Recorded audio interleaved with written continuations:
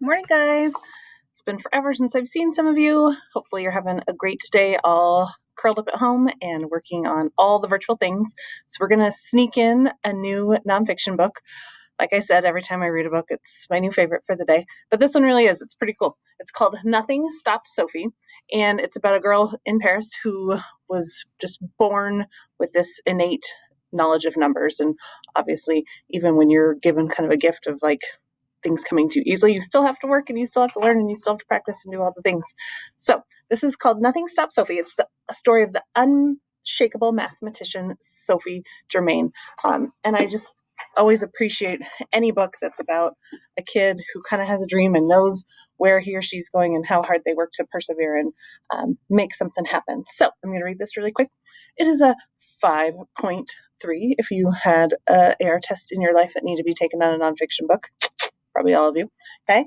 And then I'm attaching kind of a fun math choice board, even like a little like spinning wheel. So if you can't decide or you're like, I don't know which one to pick, let the wheel decide your fate. Right? Here we go. All right. Nothing Stopped Sophie. Try to turn so you guys can see. Long ago in Paris, a young girl named Sophie Germain understood that math could do more than measure lengths of silk and tally accounts in her father's shop. In those days, people scoffed at girls for thinking about anything more serious than hair ribbons or what music to play on the piano. But nothing stopped Sophie. Telling Sophie not to think about math was like telling a bird not to soar. Not gonna happen.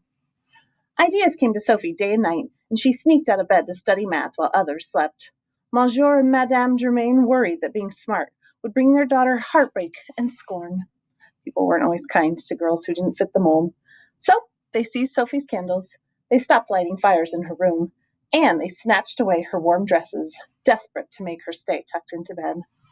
But still, nothing stopped Sophie. One morning, Sophie was found bundled in blankets, asleep at her desk, next to a pot of ink that had frozen solid. Finally, Sophie's parents let their daughter indulge her mathematical dreams. For a girl to become a mathematician would be impossible anyway. Might as well let her pretend, right? Sophie grew up during the French Revolution, when starving peasants rioted against rich kings and nobles who feasted on sausages, salads, and sweets. When the streets were unsafe outdoors, Sophie's parents kept her indoors. As cries for equality echoed from the roof tiles, she cherished how math could make sense of the world. Math, with its clear and simple laws. Math, with its strong sense of order. Math, which defines when the world is in balance. Curled up in her father's library, Sophie barely heard the distant cannons that rattled the shutters.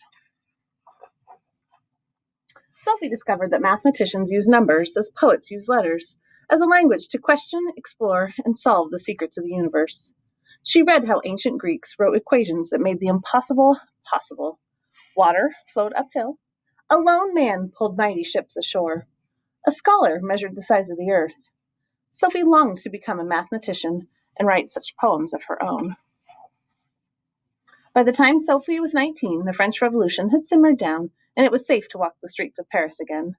Sophie wanted to attend a university, but no professor would read a woman's work. So she secretly acquired notes from math classes and sent in homework by mail. She signed her papers, Monsieur Leblanc. Then one day, a knock came at her door.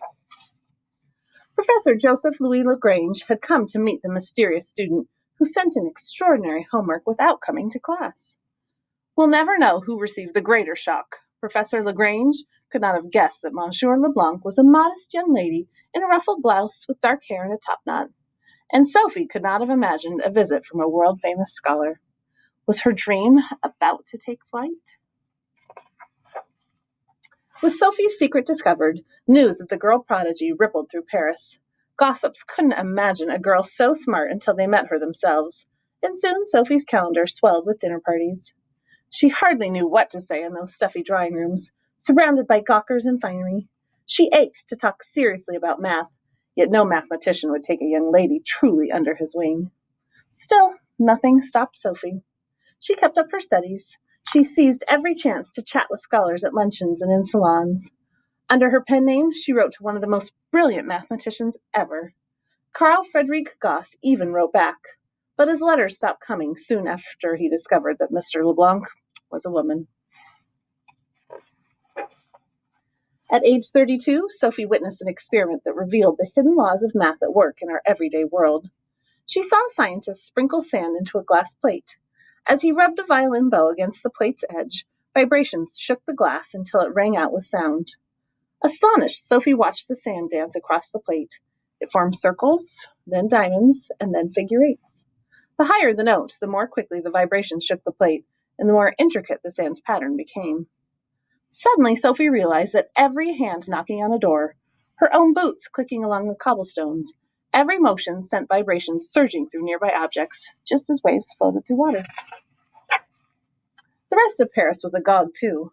The prestigious Academy of Sciences offered a medal worth 3,000 francs to anyone who could find a mathematical formula that would predict patterns of vibration. This information could affect buildings, bridges, and who knew what else. How much vibration was too much?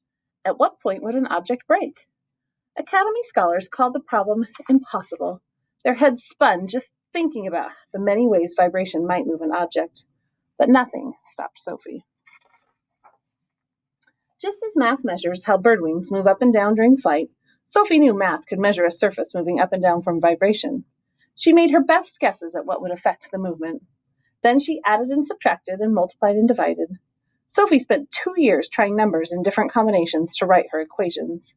Then she submitted her work to the Academy, and this time Sophie used her own name. Sophie's work sent shockwaves through Paris. The contest had received only one entry, and it had come from a woman. Yet Sophie's solution was incorrect. When the Academy extended the contest, Sophie returned to work. For 2 more years, she tested her predictions by vibrating sand on plates. Finally, after thousands of calculations, the sand moved just how Sophie's numbers foretold. Her equation was as precise and eloquent as a poem. Sophie submitted the only entry to the Academy again. This time, scholars agreed that her equation was correct, but they rejected her explanation for why it worked. Still, nothing stopped Sophie. She revised her research and submitted it to the Academy one more time. In 1816, Sophie Germain became the first woman to win a grand prize from the Royal Academy of Sciences. After 6 years, she had shaken the Academy enough to shatter its resistance.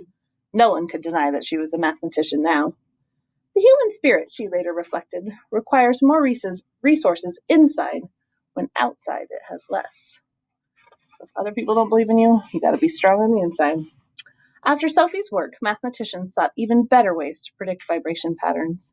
Eventually, their discoveries made it possible to build the Eiffel Tower in Paris and modern skyscrapers and lengthy bridges all over the world. Sophie is celebrated today because nothing stopped her.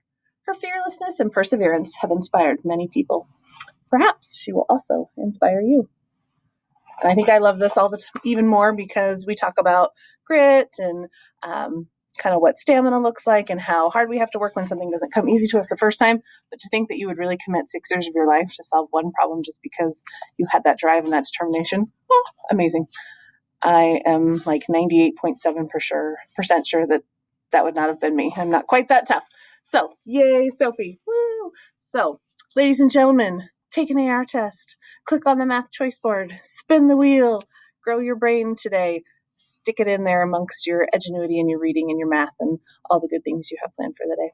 Hope you guys have a fabulous Wednesday, and I will see you soon.